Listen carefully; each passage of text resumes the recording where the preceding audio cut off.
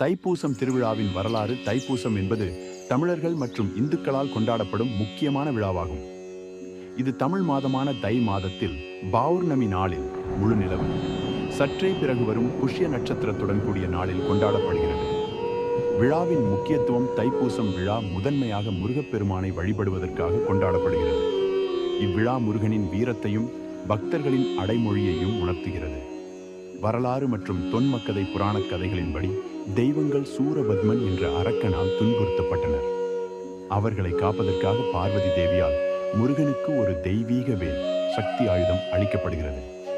அந்த வேலை கொண்டு முருகன் தன்னுடைய சகோதரர்களான வீரபாகு, வீரமுகன் மற்றும் தேவர்களுடன் இணைந்து சூரபத்மனை எதிர்த்து போர் புரிந்து அவனை வெற்றி கொண்டார். இந்த நிகழ்வு நடந்த நாளே தைப்பூசமாகும்.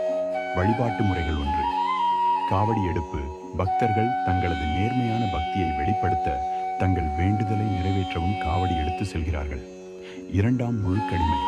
சில பக்தர்கள் உடல் ஊடுருவும் பூஜைகள், பால், குங்குமம், வேல் குத்தல் செய்வதன் மூலம் தங்கள் பக்தியை வெளிப்படுத்துகிறார்கள்.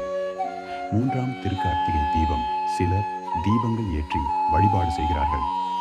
4. முற்றூடல் மற்றும் விரதம். பக்தர்கள் 10 நாட்களுக்கு முன்பே விரதம் இருந்து சுத்தமான வாழ்க்கையை பின்பற்றி முருகனை வழிபடுகிறார்கள்.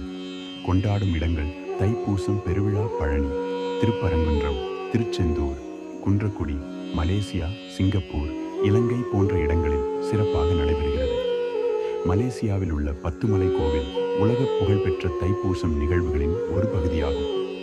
தைப்பூசத்தின் முக்கிய பாடம். இந்த விழா பக்தர்களின் அமைதி, கட்டுப்பாடு மற்றும் இறை நம்பிக்கையை உறுதிப்படுத்துகிறது. தன் சுயத்தை தியாகம் செய்து இறைவனை வழிபடுவதன் மூலம் மன சுத்தியையும் அடைய முடியும்.